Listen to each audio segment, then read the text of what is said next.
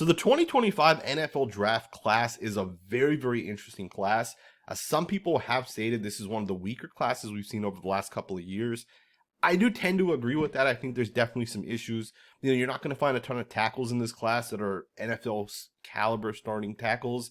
You're not going to find a lot of guys at like the corner position or the safety position in terms of depth, right? Like in the second round, third round, you're not going to find a lot of those guys. And even the quarterback class at this point is taking a huge hit. And that was the one thing people were relying on with this class. Hey, if you can't get a tackle, well, at least you can get a quarterback, right? There's really like 6-7 guys that are potential first round picks. But now we're getting information that that's probably actually not the case. In fact, we got a tweet by Jordan Reed who put his ranking out there right now. He said that Cam Ward and Shedeur Sanders are the only two quarterbacks that he felt comfortable with taking in the first round right now. So Jordan Reed is saying there's only two quarterbacks he will draft in the first round. And keep in mind, that also doesn't consider the fact that we don't even know if he thinks Shedeur Sanders and Cam Ward have first round grades, right? And based off of what I've kind of watching some of these quarterbacks, I'm not 100% sure if we're going to end up getting a lot of these quarterbacks go in the top 5 picks. I think there's a real chance that Cam Ward is probably going to be the only quarterback that teams are going to really, really want. I think there's a chance that whoever ends up with the number 1 pick, if it's the Patriots who aren't going to draft the quarterback, I think some team's going to trade up a lot to get Cam Ward because I think he's going to only be the only first round talented quarterback, right? Or a guy with a first round grade, essentially. I think Cam Ward from Miami is a phenomenal player. This guy can make every play, right? He's athletic, he's quick, he's explosive, great pocket presence. If you get pressure from the right, from the left, this guy will make people miss, right? He can sense it, he can feel it. And one of the things with Cam Ward that I think he does different than some of these other quarterbacks is he's consistent, right? Play in, play out. Cam Ward's as consistent as it gets. Now, he is also 5 years in college, and I think that does make a little bit of a difference when you compare him to someone like Jalen Milroe, who hasn't started as long. A guy like Drew Aller out of Penn State. People love Aller State. But Aller's a 1-year starter, so you're not 100% sure if this guy is going to really be legit at the next level. And at this point, it's hard to kind of predict, right? On top of that, Aller might not actually even come out. And there's a bunch of quarterbacks in this class that might not actually come out. When you really go down the list of quarterbacks in this class, Jalen Milroe right now is a guy that I personally like a lot. He might not come out. Right? There's a chance this guy ends up going back to college to play one more year in college, essentially. When you look at a guy like Garrett Nussmeier of LSU, he's a junior. He can technically go back. He's a redshirt junior, technically.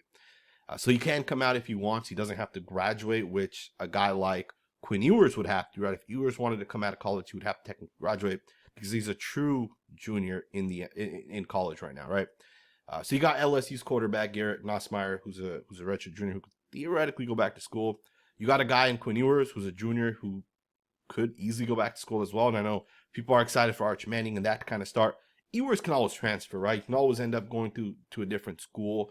Stanford will probably pay like $10 million to a Quinn Ewers caliber quarterback. Maybe not that much, but they would pay a guy like that to potentially come over. And there's plenty of schools that would take him as well if Texas no longer wanted him. You got a guy like Miller Moss who's in his first year as a starting quarterback. Miller Moss could also end up coming back. And I think Miller Moss, it probably makes the most sense for him to go back. Because I think Miller Moss has the most to gain versus the most to lose if he comes out this year, right? His tape has been good at times, but it's been inconsistent as well. I think Miller Moss, if he comes out next year and he's able to improve some of those inconsistencies, I think there's a chance Miller Moss ends up being a top 5 pick in next year's class. You got guys like Drew Aller. We've already kind of talked about him. There's guys as well that some people like in this class. There's one guy that's kind of a wild card. It's Texas A&M quarterback Connor Weigman. Weigman looks really, really interesting at this point as well, but we're not sure if he's going to come out either. I think he's a junior. Don't quote me. He might actually be a redshirt sophomore, but he could theoretically come out if he graduates school at that point, right?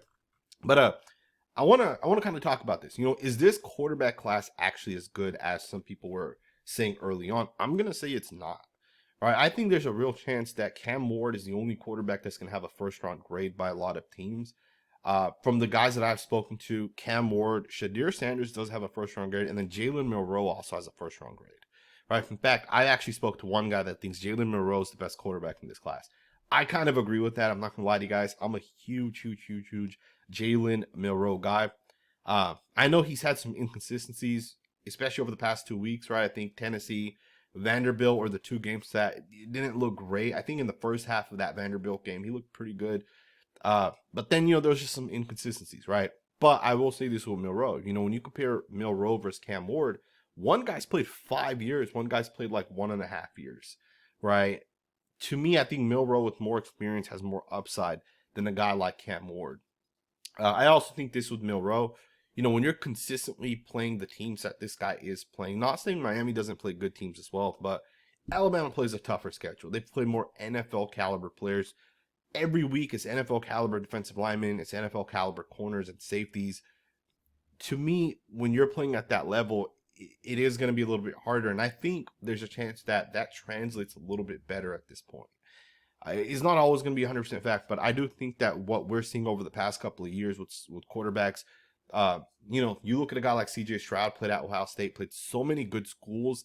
He went into Georgia and had that game that he ultimately had. They ended up losing still, but I think that opened people's eyes up, right? That if you can do this to that caliber of competition, you might be able to actually have success in the NFL. To me, I think there's a real chance that Jalen Milroe ends up as the number 1 quarterback in this class. But I still think Cam Ward is also kind of right there. So for me, I would have 3 first-round grades on quarterbacks: Shedeur Sanders, Cam Ward, Jalen Milroe. But I also do like some of these other quarterbacks as well. And I think the one wild card is going to end up being Miller Moss for me. I know some people are going to say he doesn't look all that good. I think the one thing with Miller Moss is USC is not that good of a team, right? I think early on this season, some of us, me included, thought the USC team would be a lot better. The defense looked a lot better in the first 3-4 weeks. The defense was getting stops. They're being consistent. And then they had some players, some defensive players specifically, that ended up opting out of the season and essentially saying they're going to transfer out of USC. They had some injuries on the offensive line as well, some inconsistency at left tackle. USC kind of started that downward trend a little bit. And as a quarterback, you're trying to win football games. You're going to make some throws that you might not actually make if the scores, either tied or if you're up a little bit potentially. I also think Lincoln Riley has mismanaged some of those games. I think USC's lost by a combined 12 points across 3 different games, if not less than that. I still do like Miller Moss a lot. And I think if he does come out, I think there's going to be a team in the first round that's going to say, we like Miller Moss enough that we have an aging quarterback. We have a quarterback that's dealing with concussions, that's always getting banged up, but we have this elite coach that could potentially coach a guy like Miller Moss. When you get a guy like Caleb Williams coming out, one of the things that makes Caleb Williams really, really good is just that elite level of processing, right? So understanding defenses, understanding coverages. Miller Moss has that, right? You can see that. He's been in the Lincoln Riley scheme for 3-4 years at this point. I think there's real upside with this guy. And right now, he does have a 2nd or 3rd round grade by a lot of people out there. But I still think that having a 2nd or 3rd round grade doesn't mean you're going to go in the 2nd or 3rd round, right? Having a grade is different than where you're ultimately going to ended up picked, right? Usually speaking, there's probably 15 guys that will have real first round grades. But obviously we get 32 guys taken in the first round, which means the other 17 guys are 2nd round graded guys, right? And this year, people do think that there's probably only 8 or 9 guys that have real first round grades. And I do kind of agree with that. When you have a class of 6 quarterbacks going in the first round like we had this past year, you're not going to continuously have 6 first round quarterbacks year in, year out. But I do think there's still going to be some quarterbacks that are going to end up getting slotted higher because of the fact that, there are teams in the playoffs that are good teams, right? Even the Steelers. Are they going to win 10 games this year? So the Steelers could even look to get a quarterback. And this class is a great class to get that because there's a lot of upside. There's a lot of guys like Drew Aller who've only started 1 year. Guys like Miller Moss who've only started 1 year. There's a lot of guys like Carson Beck who in his 2nd year isn't as good as he was in his 1st year starting, right? And there's guys like that across the board. Shedeur Sanders. Some people think he's a 2nd round player, right? Shedeur Sanders is kind of a wild card almost, right? So there are guys like that in this class, and I think for those reasons, we're going to end up still getting 3 or 4 quarterbacks taken in the first round. I think this year we're going to end up seeing, the quarterback rankings will continue to change, right? I think as we kind of continue to go forward, we'll see guys like Carson Beck continue to slide. I don't think, Beck's going to end up getting back to being a top 2 or 3 quarterback in this class. And then we'll see guys like Jalen Milroe skyrocket. I think a lot of people still have a 2nd round grade on Milroe. I think he's a day 1 guy. And there's, of course, other wild card guys in this class as well that you got to always keep in mind. Dylan Gabriel out of Oregon's a guy that I really, really like. First year starter as well, right? So there's not a lot of tape with this guy, but he's done a pretty good job with Oregon, right? They're one of the best teams in the country at this point. Kyle McCord was really, really good at Ohio State last year. 1 year starting at Ohio State, did a pretty good job, and then he ended up transferring out of there.